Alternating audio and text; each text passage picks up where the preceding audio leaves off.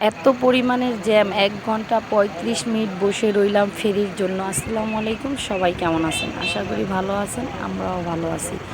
এই যে ঢাকা থেকে আসলাম গ্রামের বাড়িতে, এটা হচ্ছে বগা ফেরিঘাট।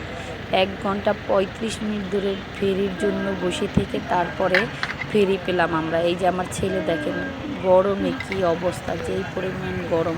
আর এখানে একটা মাত্র ফেরিটা অনেক ছোট।